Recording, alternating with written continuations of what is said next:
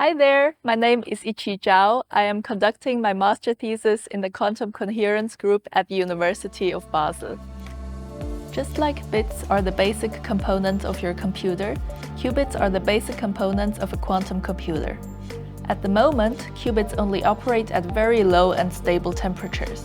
My thesis focuses on quantum Hall gyrators, which are electronics devices that play an important role in reducing temperature fluctuations in quantum computers. For my project, I started with understanding the physics that govern these devices by reading about the theory behind them in books or papers. From there, one can calculate certain device properties that are crucial for making ideal gyrators. One of the PhD students that are supervising me helped me fabricate the first batch of devices. The next step is to test them in a cryostat, which is kind of a fridge that can reach a temperature close to absolute zero.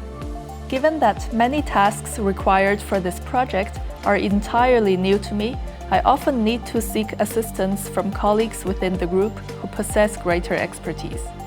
Nevertheless, I welcome these challenges as opportunities for learning and growth. What I love the most about my project is that I can directly apply the knowledge that I have gained in my bachelor's and master's degree, and that I can gain valuable hands-on experience in the process.